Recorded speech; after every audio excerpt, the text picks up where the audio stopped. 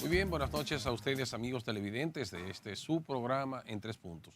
Como siempre, pues todos los viernes, o de lunes a viernes, mejor dicho, y ya hoy terminando la semana viernes, estamos aquí para compartir con ustedes temas de interés y con invitados especiales, como el que tenemos en el día de hoy, el doctor Diego Hurtado Brugal, un reconocido profesional de la medicina, endocrinólogo, que vamos a compartir temas de interés relacionados con la medicina. Doctor. Gracias, Guillermo. Buenas noches a ti, buenas noches al país. Que noche tras noche y a esta hora tan especial de la noche, pues nos permite entrar a sus hogares llevándole informaciones muy importantes.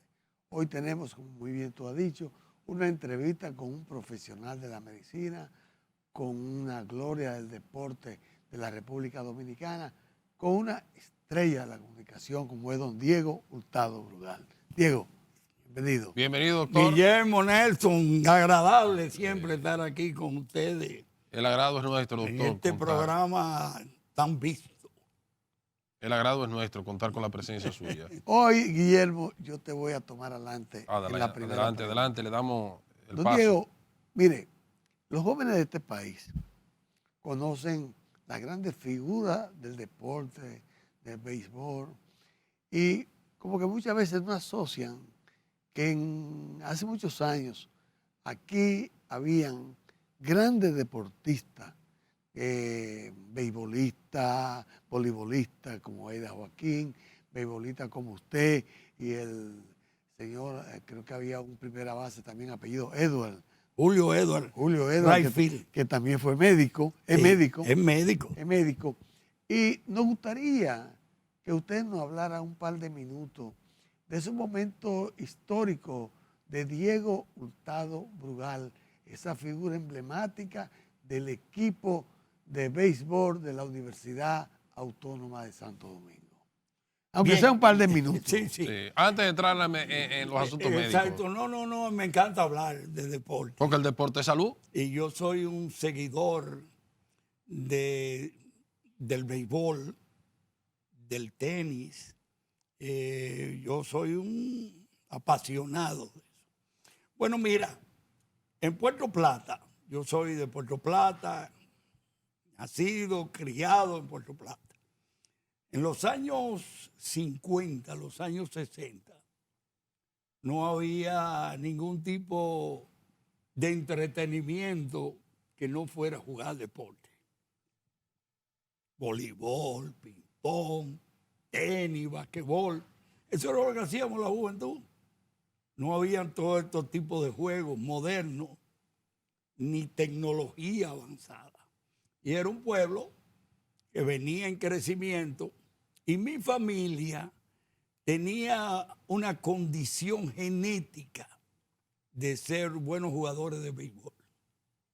Mi tío, y desde pequeño yo comencé a jugar béisbol y tenía una habilidad, podríamos decir, genética para jugar béisbol. También fui jugador de ping-pong, que llegué a ser campeón de ping-pong y jugaba voleibol. Siempre fui un tipo muy deportista, aunque yo era asmático. Era muy delgado, asmático, pero yo entendía que con el ejercicio y el deporte yo iba a vencer esa enfermedad. Y como yo tenía el carácter de mi papá, el temperamento de mi papá, la inteligencia de mi mamá y la extroversión de mi mamá, que yo me defino así, tenía esa combinación y fui desarrollando habilidades dentro del juego de béisbol, especialmente como bateador. Después vine a la universidad y en la universidad conocí a Julito Edward, para que tú veas, que era la gran estrella de esa época. Piñao Ortiz, esa gente. Pero Julito, que era mucho mayor que Piñao. Sí. Y entonces un día me llevó a la Marina a ver un juego de pelota. Yo vivía en el Colegio Calazán Mayor. Eso en el 64. Hace mucho. Y entonces me fue me dice, tú dicen que tú eres un buen bateador, yo te voy a enseñar, vamos a la Marina. Y ahí vi a Santiago Guzmán, aquel famoso pitcher Del Licey, del Moreno. Licey, que fue una cosa increíble. Y bueno, de ahí empecé a jugar, vino la revolución, me tuve que ir a Puerto Rico a estudiar y cuando regresé me integré a jugar con un equipo que se llamaba Premier, primero. Me dirigía José Luis Ravelo. Bueno, la cuestión es que de ahí pasamos a la universidad, hicimos aquel famoso equipo que era un trabuco y jugamos en la Serie Mundial del 1969, que yo fui la primera base y el cuarto bate. Y ganó Cuba. Ustedes se acuerdan de ese juego famoso. Yo no, doctor. Él no había nacido. Yo no. Imagínense, yo soy del 75. Ah, no, pero ustedes son unos muchachos. Jugamos, ganó Cuba, después Estados Unidos y nosotros ganamos medalla de bronce. Después yo fui a Cuba, inclusive tuve una experiencia porque conocí a Fidel Castro. Y él me preguntó, 7 minutos que hablé con él. Ya yo me había graduado, como estaba graduando de médico. Y él me preguntó, ¿y cómo usted es médico y juega también béisbol?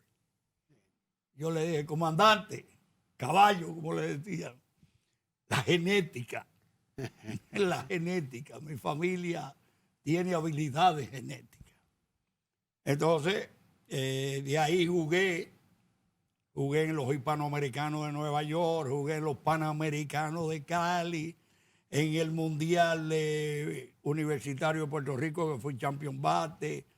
Jugué muchísimos sitios. Después, cuando me gradué de médico, me gané una beca en México y jugué 2 años en México también. Y después ya me retiré.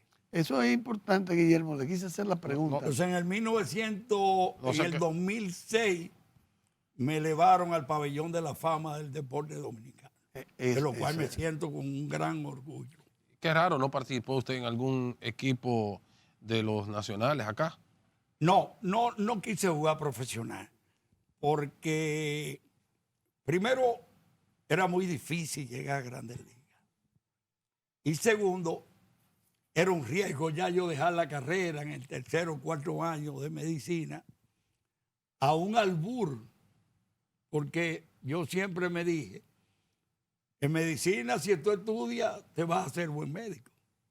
Y si no eres de los mejores médicos, me voy a trabajar para Higüey o me voy a trabajar para Puerto Plata. para Puerto Plata y viviré de esta profesión. Pero en aquellos tiempos, muchos jugadores con grandes talentos no lo vieron. Además, el racismo americano en esa época no era que tú eras blanco, sino que tú eras hispano. Exacto. Entonces ellos ponían los blancos americanos a batear, después los afroamericanos y por último los hispanos. Los Felipe Aló, los Rico Carti, los Winton Jenner, los Marichal. Fueron unos fenómenos. Esos fueron unos fenómenos. Para esa gente llegar a Grandes Ligas pasaron muchos sinsabores. Es que eso no es fácil. Imagínense ustedes. Qué paradoja de la vida, porque la democracia de que más representativa que hay.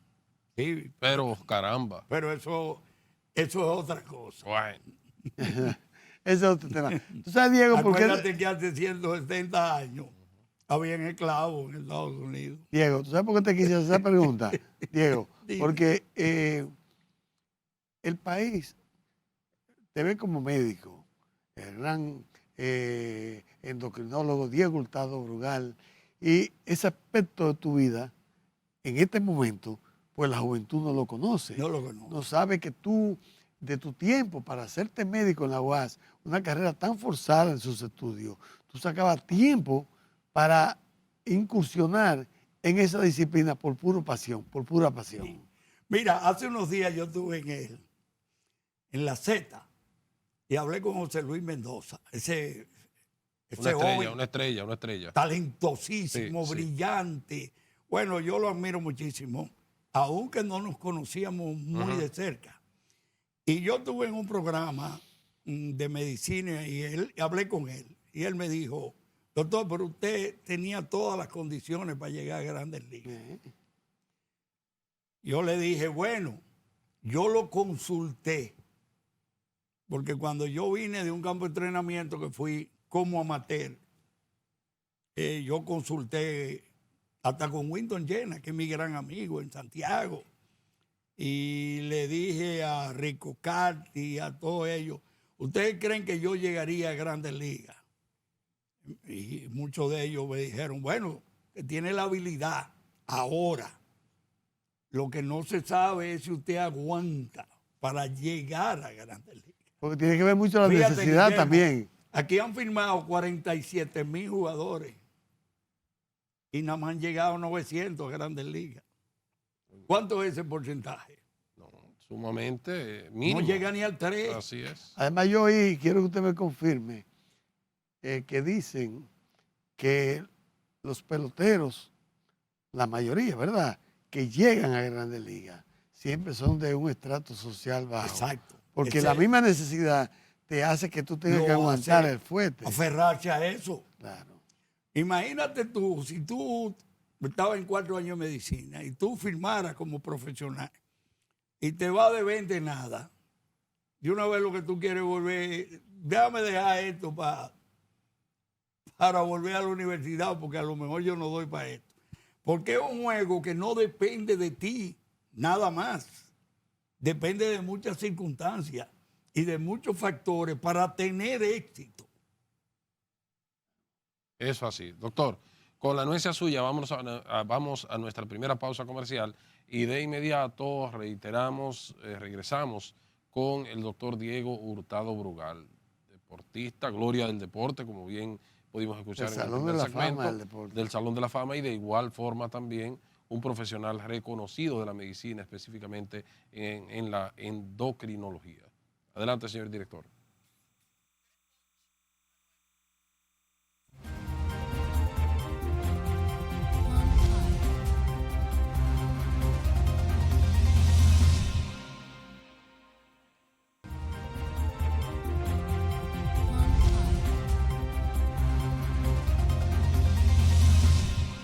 Muy bien, continuamos en este su programa en 3 puntos con nuestro invitado en el día de hoy, el doctor Diego Hurtado Brugal. Pero antes de ello, a propósito de ser un profesional de la salud, que el doctor puede dar testimonio de lo que significan los productos Rica, una marca que ha hecho tradición en el país y llegó para quedarse. Empresa. Una marca país. Exitosa. Así es. Vamos a continuar, doctor. Ya que estamos en historia, le hablamos de todos esos antecedentes suyos en el deporte, pero también nos gustaría que usted nos hable de sus antecedentes en la medicina, al momento de todo el trayecto suyo hasta llegar a ser uno de los médicos reconocidos en el área, en el país, no solamente aquí en la ciudad capital, sino en el país. Cuéntenos. Sí. Bueno, estando yo joven, muy joven, sucedió un evento por mi casa donde una señora murió sorpresivamente. Y todo el mundo fuimos porque era una señora que nosotros queríamos mucho. Y yo pregunté, ¿y de qué se murió? Pero no, que ella tenía una bola en el estómago. Yo, pero una bola. Pero no se hacían autopsia. Ni nada. Y la cuestión se quedó que se murió con una bola. Y eso me dio cierta curiosidad.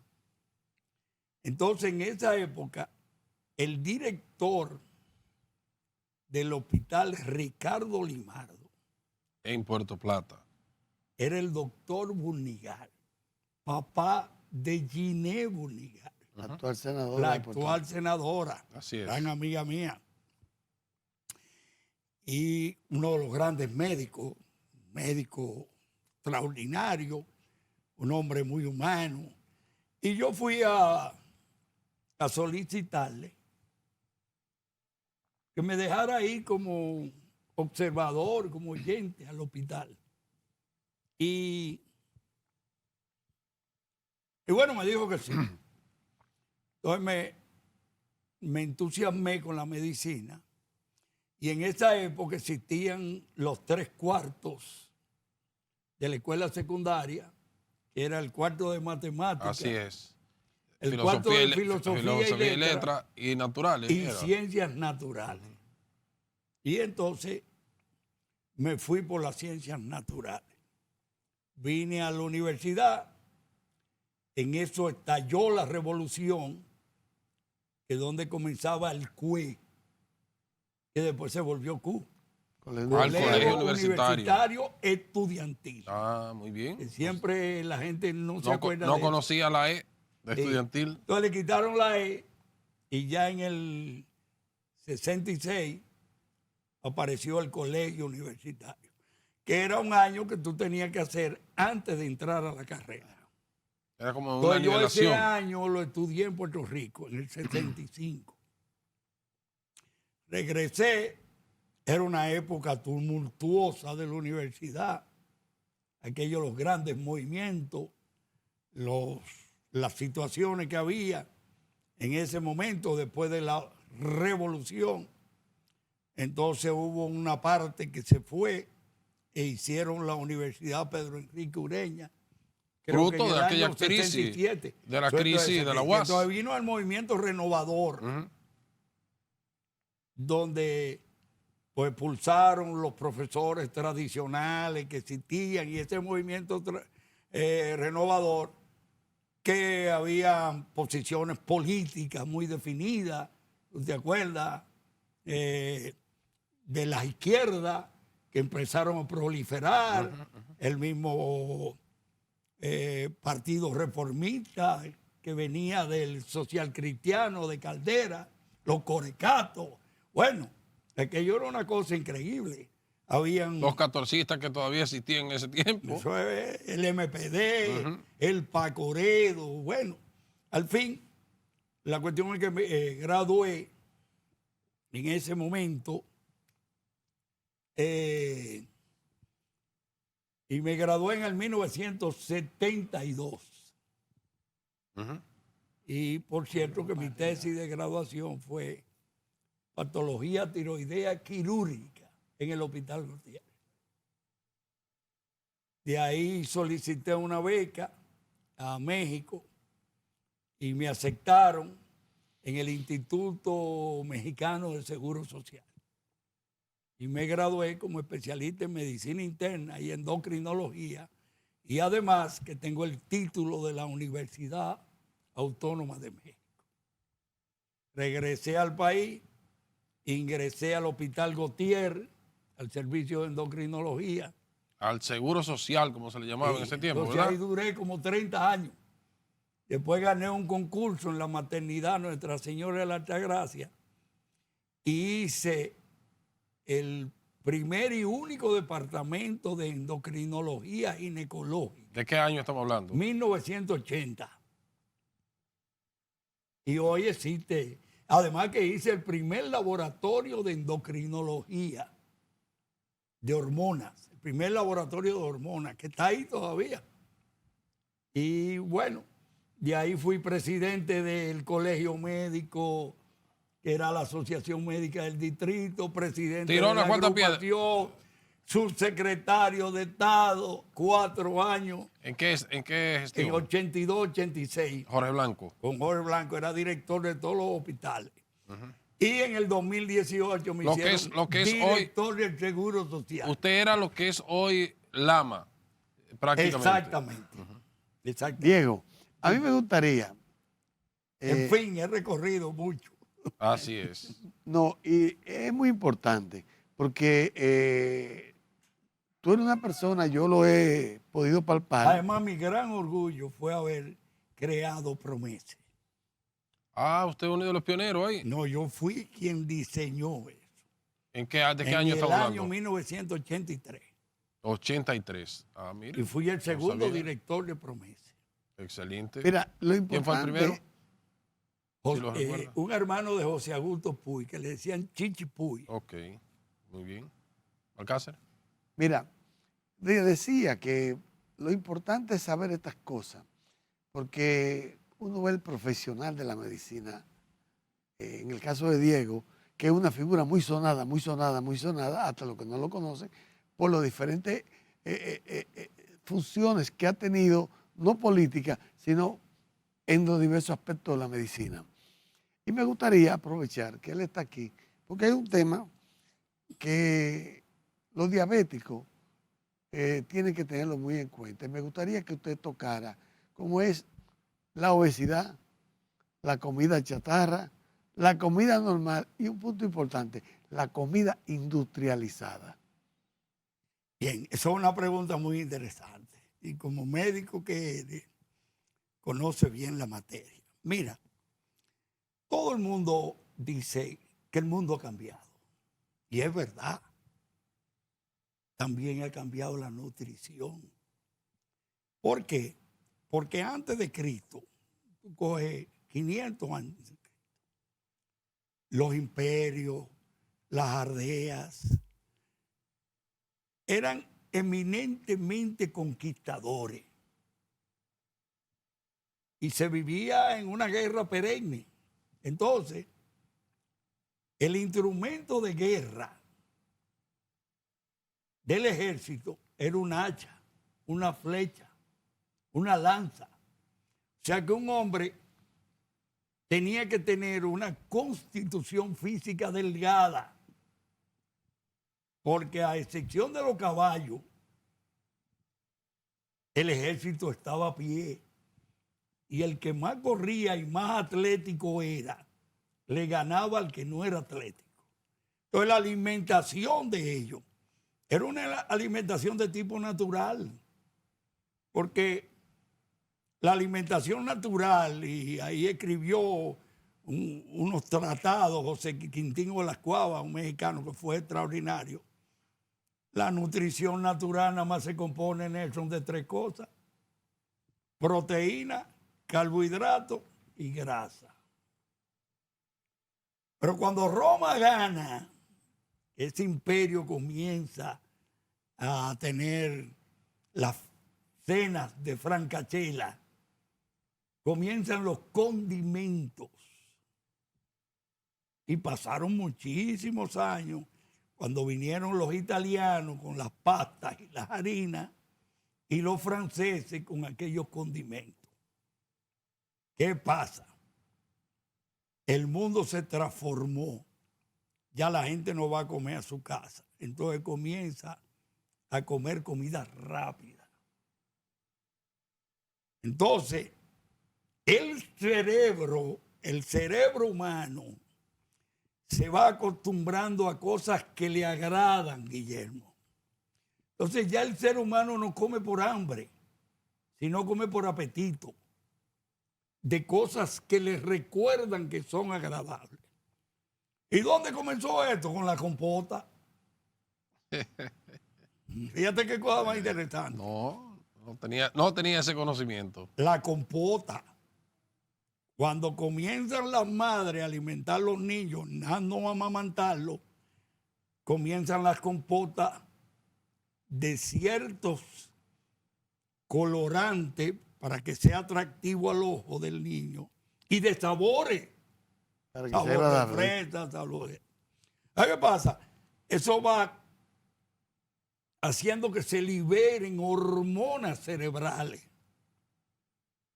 Entonces la comida chatarra, la comida industrializada, da placeres, libera hormonas, dopamina, serotonina la disminuye, endorfina.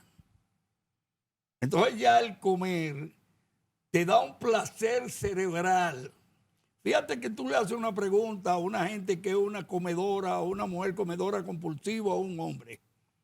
Si usted se llena y le ofrecen la comida que más le gusta, ¿usted se la come?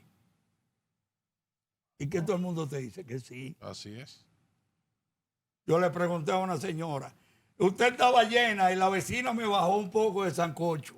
Y esa es mi debilidad, doctor. Diego, perdóname. Y me la comí. Ese es un tema que lo vamos a desarrollar porque nos queda mucho por desarrollar. pero tú nos vas a permitir momentáneamente subir y cumplir con nuestro Así Seguro. es, así es. Vámonos a nuestra siguiente pausa comercial y regresamos.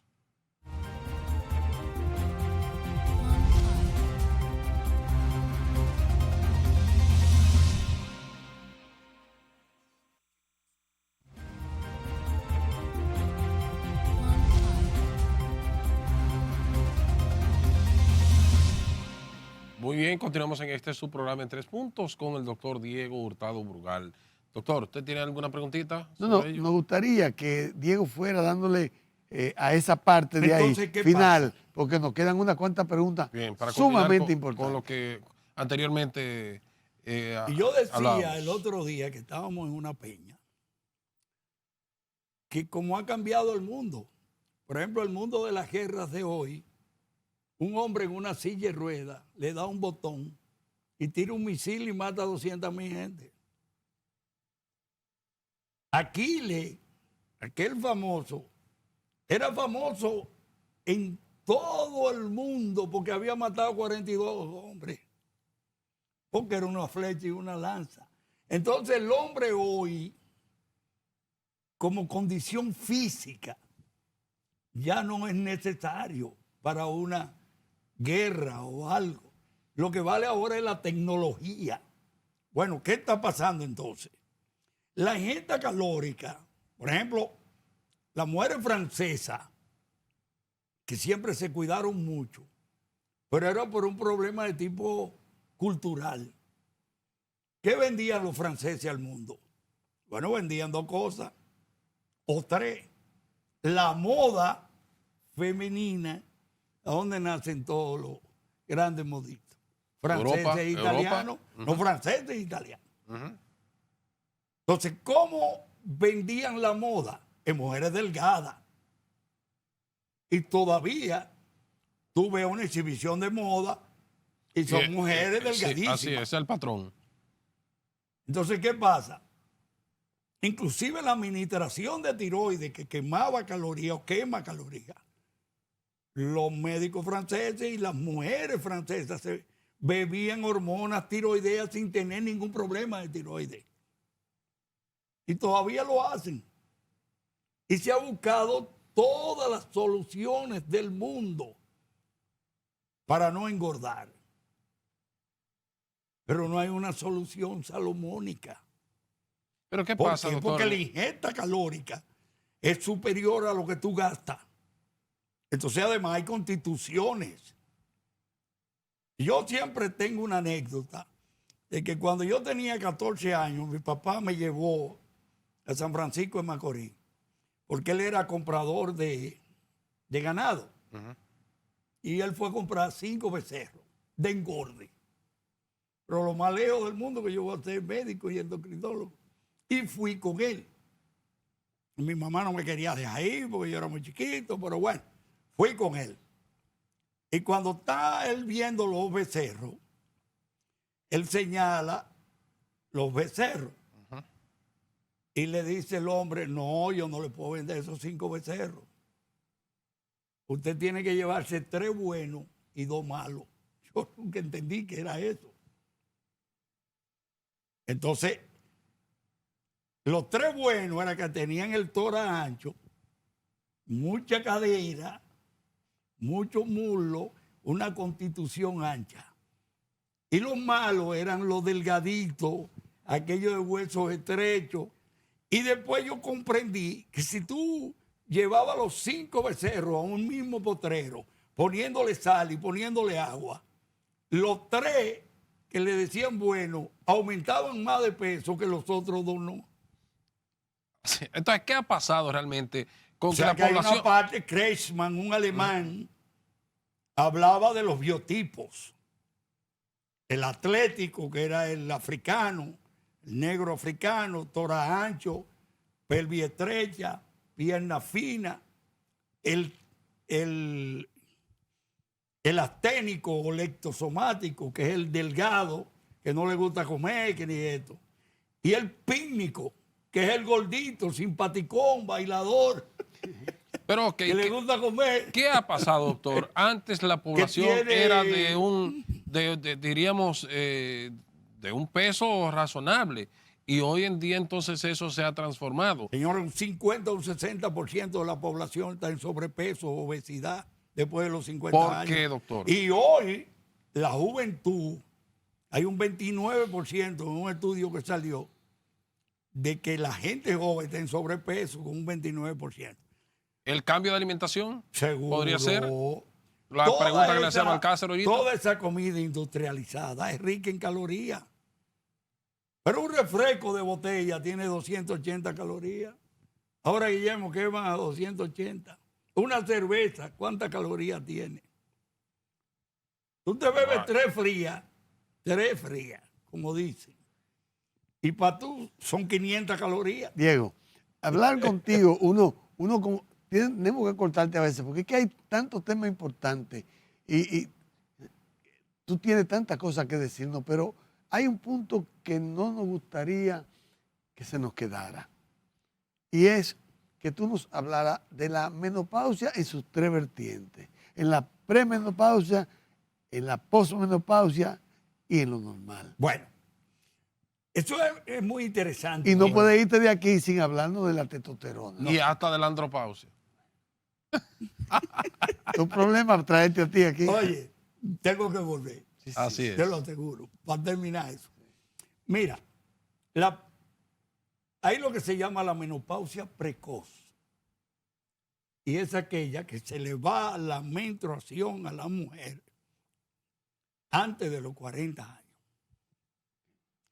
Después de los 40 años puede suceder la perimenopausia. En los estudios se habla de 42 años a 55 años. Y que la menopausia se define como aquella mujer después de los 45 años hasta los 55 años que pasa 12 meses continuos sin ver la regla. Si tú te pasaste 12 meses continuos sin ver la regla, tú no tienes que hacer análisis de nada después de los 45 años. Tú eres menopáusica. Ahora, se han hecho estudios modernos que si una mujer a los 44 años pasa 3 meses sin ver la regla, la menopausia puede suceder en 4 años. Si después de los 40 y pico de años, 45 años, pasa 6 meses sin ver la regla, la menopausia puede estar cerca, 2 años. Entonces, hay algo que muchas veces está sucediendo. Antes, o sea, en el 1900 la gente vivía 56 años en promedio. Quiere decir que cuando a una mujer le llegaba la menopausia tenía 50 años.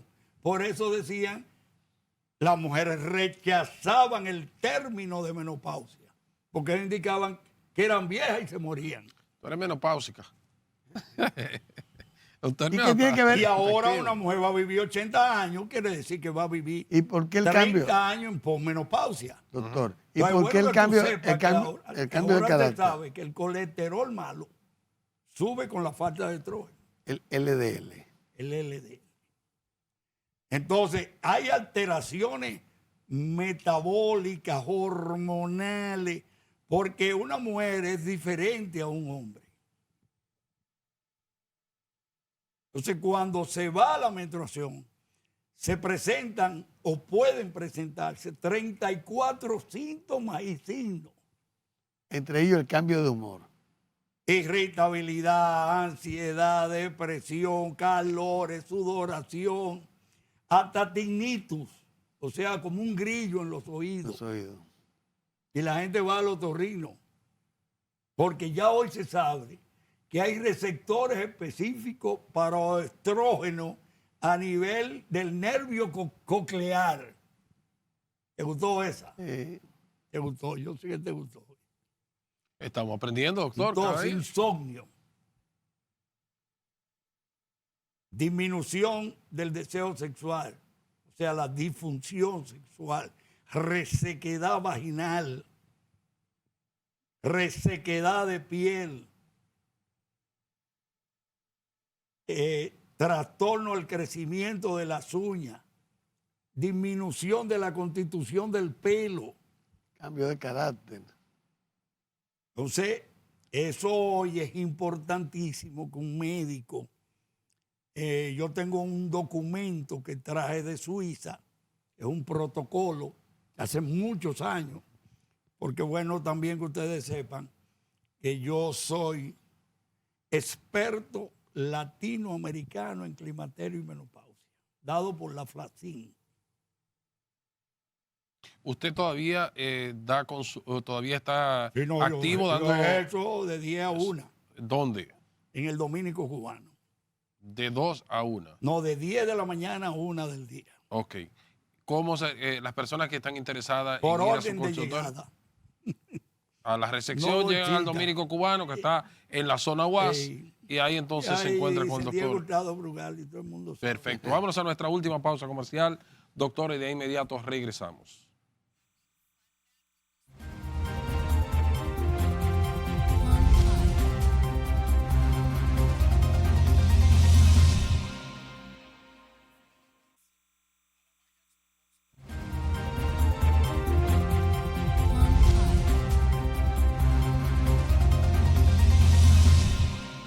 Bien, continuando ya en esta parte final con el doctor Diego Hurtado Brugal y escuchando sus orientaciones en el ámbito de la salud, nos gustaría, doctor, que usted nos defina qué es la andropausia y de igual forma, ahí seguido, la testosterona.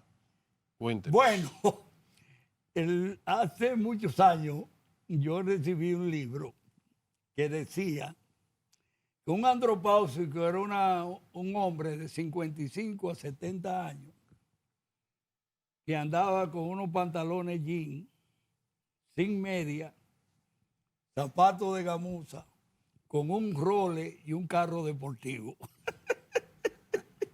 Salúdeme a Juan José Encarnación.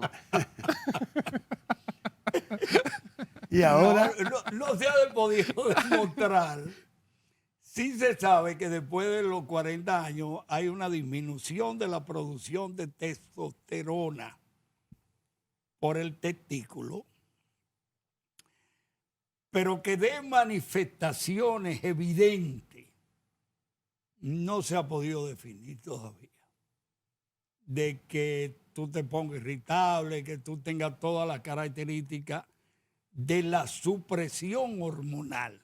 Porque es importante que se sepa que todo el mundo se fija que si disminuyó la producción, pero el problema es que las hormonas, todas las hormonas, tienen un receptor. O sea, es como el que ha ido a su casa de noche y mete la llave y el llavín coge la llave, pero no abre la puerta. Y hay otra que tú la pones y es la que abre la puerta. Entonces, ese llavín tiene una llave específica. Entonces, cada hormona del cuerpo, en cada célula, tiene un receptor específico. Entonces, se dice muchas veces, y uno lo ha visto hasta en la misma disfunción femenina, que tú has medido determinaciones de testosterona y la encuentras alta, pero la mujer tiene manifestaciones de carencia. Entonces, el médico no se explicaba.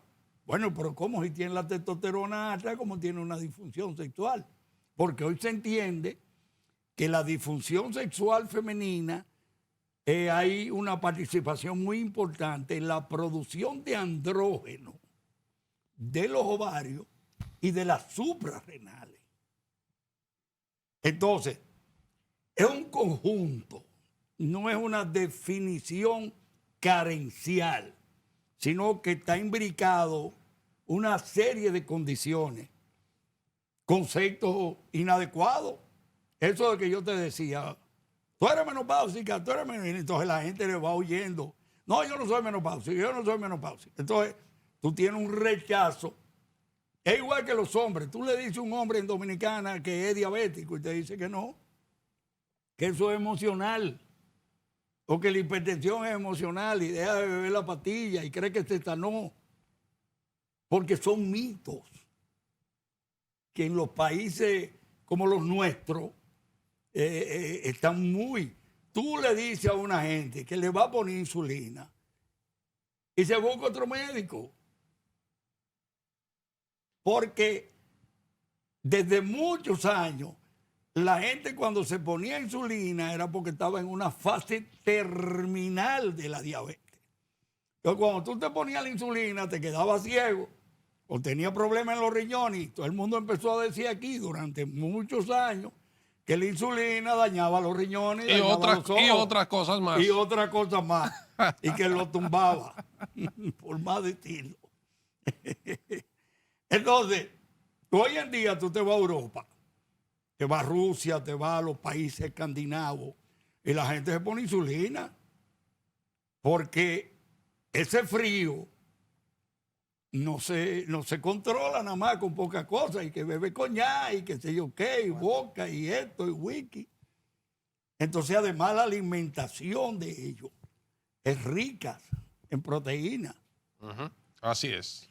Diego, Adelante, Balcácer. mira, para nosotros sería muy importante el que a nuestra teleaudiencia, que no todo el tiempo tiene el privilegio de tener un profesional tan acabado como tú, pero para ello es muy importante entonces tu recomendación final para las personas que puedan tener ese tipo de condiciones, diabéticos, menopáusicos, tus conclusiones finales así. Mira, yo siempre he dicho que los países avanzan por dos condiciones: la educación y la salud. Pero la educación y la salud tienen que ir pegadas de la mano. Hay que dar mayores orientaciones.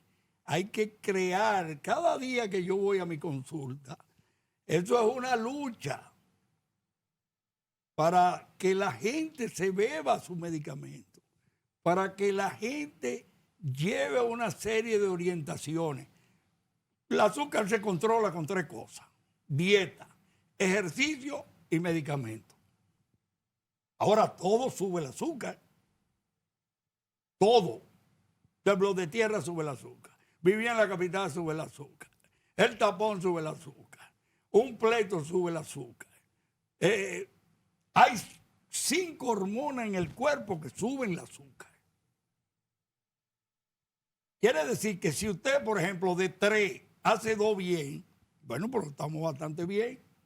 Pero si usted de 3 hace una o no hace ninguna, pues lógicamente lo que le va a dañar a usted los órganos, el azúcar, no la pastilla. Fíjate que la tú le quieres alimentación. dar una pastilla para el colesterol a una gente. Que en la menopausia se sube el colesterol. Que en la diabetes se sube el colesterol. Una diabetes descompensada, tú vas a ver colesterol alto. Y para mantener una buena alimentación, doctor, Entonces tú le das una pastilla a una gente y te dice: doctor, por esa pastilla para el colesterol me puede dañar el hígado. Entonces yo, que soy algunas veces cínico, le digo: pero los rusos se beben media botella de vodka todos los días y no se les daña el hígado. Y los escoceses se beben media botella de whisky todos los días y no se les daña el hígado. Entonces, doctor. Entonces una pastillita te va a dañar el hígado. Así es. Doctor, finalmente, de manera preventiva, ¿qué debe de hacer? ¿Qué deben de hacer las personas para poder tener una buena alimentación? ¿Qué deben de comer? Es una situación muy complicada, Guillermo, muy complicada. Porque en la carestía, en la inflación, la gente come lo más barato. ¿Qué es lo que es lo más barato? Los carbohidratos, las harinas, los espaguetis, El las arroz. cosas más baratas. Entonces todo eso sube el azúcar. Entonces tú decirle a una gente que lleve una dieta específica. ¿Qué es lo que yo estoy haciendo? Bueno, pero si hay una gente que no puede llevar la dieta, tengo que darle medicina. Y compensar que los que no llevan dieta o los que no llevamos dieta, tengamos que... Sí, porque se incluye, ¿sabes? Tenemos que ponernos... Por ejemplo, usted bebe una pastilla para el azúcar de cualquier combinación de esa, beba 2, beba 3, póngase insulina. Porque hay gente que te dice: doctor, yo no hago ejercicio. No hago ejercicio, yo lo que vivo en mi casa, tranquila, qué sé yo qué, yo no hago ejercicio. Bueno, pues usted tiene que controlarse su azúcar. ¿Con qué? Hay muchísimos recursos. Ahora, la dietología, por ejemplo, los países en Estados Unidos, un fracaso.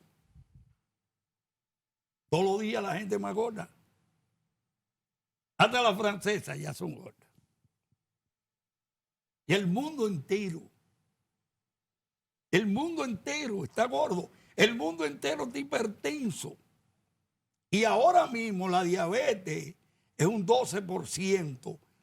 Y por cada diabético conocido hay uno por conocer. O sea que estamos hablando que de 100 personas, 24 son diabéticos. Y eso va a ir creciendo.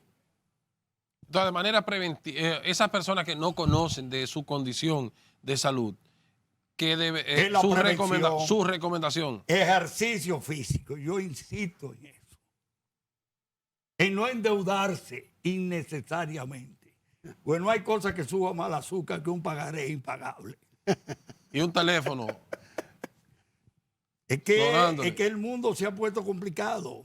El mundo se ha puesto difícil. Entonces, yo lo que quiero es que la gente tenga estabilidad emocional, tranquilidad de espíritu, pero muchas veces, como dicen, no es fácil conseguirlo. Diego, la verdad que tenerte a ti, hace 3 meses, 4 te trajimos, y el programa sube, porque necesariamente tú das una conferencia asimilable para nuestro público. Guillermo, la gracias a Diego. Llegamos al final, doctor, no hay tiempo para más. Lamentablemente, Pero muchachos de cama, como 2 horas, sí, 3 las horas. puertas están abiertas, doctor. Para, no, en 3 meses hay que invitar a Diego. claro que sí, para que venga a orientar a nuestros amigos televidentes en función de su capacidad, de sus competencias profesionales. Señores, a ustedes las gracias por habernos permitido compartir con el doctor Diego Hurtado Brugal y a usted, doctor, las gracias también. Hasta la próxima, si Dios lo permite.